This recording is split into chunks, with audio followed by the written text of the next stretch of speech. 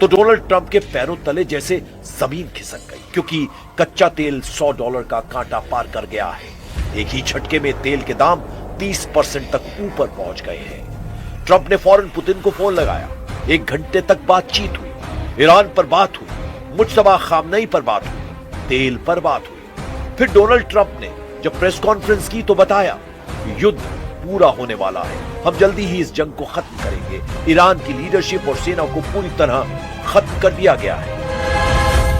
Thank you, Mr. President. On Iran, you called it an excursion. You said it would be over soon. Are you thinking this week it will be over? No, Are you talking soon. about days? I think soon. Okay, and with respect Very soon. Look, everything they have is gone, including their leadership.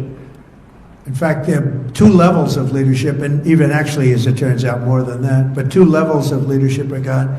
Most people have never even heard about the leaders that they're talking about. So. लेकिन Iran ने दिया Trump को counter झटका। Iran ने ऐलान कर दिया कि यह युद्ध अमेरिका और इजराइल ने शुरू किया था, लेकिन इस जंग को खत्म ईरान करेगा, और इसके लिए ईरान की मिसाइल ब्रिगेड लगातार हमले कर रही है। پاسخ کلی دولت این هستش که ما که جنگ آغاز نکردیم ولی ما پایان دهنده اون خواهیم بود. एक तरफ तेल के दाम, दूसरी तरफ युद्ध का बढ़ता हुआ खर्च। अमेरिका इस वक्त अपनी आधी सेना ईरान को हराने के लिए झोंक चुका है, लेकिन तेल के खेल ने ईरान को वो ताकत दे दी है जिसकी वजह से अब वो न सिर्फ अमेरिका और इजराइल के युद्ध को कंट्रोल करने लगा है, बल्कि दुनिया में इसका कहां और क्या असर होगा, इसका फैसला भी अब ईरान के हाथों में है। पुतिन ने भी कह दिया है कि दुनिया में तेल संकट शुरू हो चुका है।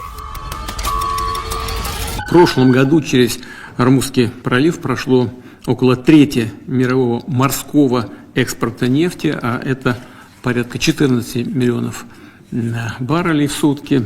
Из них около 80% направлялись в страны Азиатско-Тихоокеанского региона. Сейчас этот маршрут фактически закрыт. Добыча нефти, которая завязана на использование пролива, рискует полностью остановиться уже в ближайший месяц.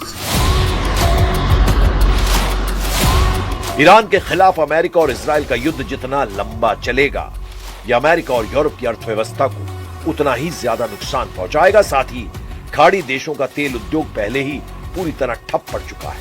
यानी ट्रंप और नेतन्याहू का वो एहसास कि ईरान पर हमला करने के बाद वहां सत्ता को बदला जाएगा और फिर उनके दोनों हाथों में लड्डू होंगे। ट्रंप और नेतन्याहू के उस प्लान को ईरान की मिसाइल पावर पूरी तरह भस्म कर चुकी है। ईरान की नई लीडरशिप यानी सर्वोच्च नेता मुज्तबा को लेकर ईरान बहुत ज्यादा जोश में है, और अब वो किसी भी सूरत में अमेरिका और इजराइल को इस जंग में पूरी तरह हराना चाहता है।